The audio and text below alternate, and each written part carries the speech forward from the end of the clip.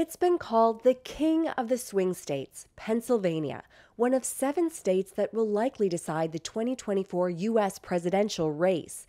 And it's widely seen as a must-win for Vice President Kamala Harris and former President Donald Trump to take the White House in November.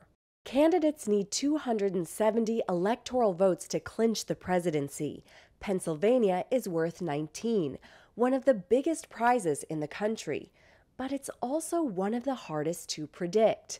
Professor Joe Morris of Mercyhurst University in Erie, Pennsylvania, unpacks the swing state where Trump and Harris are campaigning the most. Pennsylvania was once described as being Philadelphia and Pittsburgh with Alabama in the middle. And what we mean by that is that we have 2 major population centers, and then a large number of smaller communities that dot this very large state. And I think that's one of the things that makes Pennsylvania such an interesting place. Pennsylvania was long considered a reliably Democratic state, part of the so-called Blue Wall. That changed in 2016. In 2016, Donald Trump punched a giant hole through the blue wall that included not only Pennsylvania, but also Michigan and Wisconsin. Morris says Trump saw an opening in Pennsylvania to win over Democrats. Pennsylvania is a state that tends to vote Democratic in presidential elections. But the state is largely socially conservative. We have a history of enacting some of the most conservative legislation, particularly with regard to abortion, that you would have found anywhere 20 years ago, 30 years ago.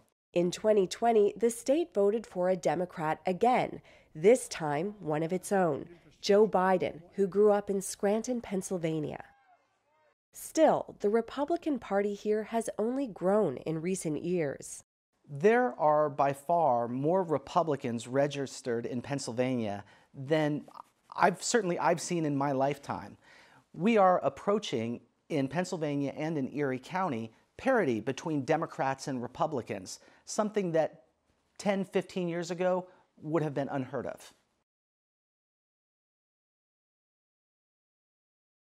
White working-class Pennsylvanians without college degrees account for roughly half of the state's eligible voters.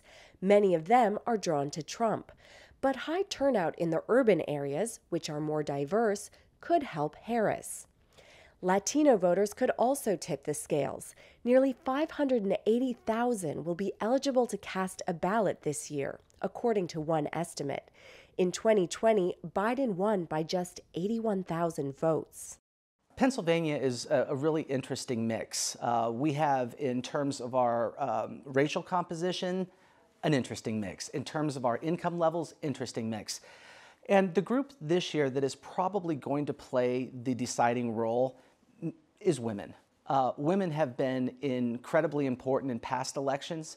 And when it comes to presidential elections, women not only are more likely to go to the polls and vote than men, but they vote at a higher percentage. Pennsylvanians' top concern, like people in every other swing state, is the economy. We have to remember that many of Pennsylvania's communities were devastated decades ago when manufacturing left, and today they're still looking. For months, polls from Pennsylvania have shown Trump and Harris in a virtual tie. One place that pollsters are looking at for clues is Erie County. Erie County is probably the swingiest swing county in the entire United States. We voted for the winner in 23 of the last 25 statewide elections. So if you want to understand what's happening in Pennsylvania politics, the place to come is Erie. But it's hard to know exactly what's happening here. Signs for both candidates are everywhere, and Republican and Democratic operatives just across town from one another are battling to win over as many voters as possible before Election Day.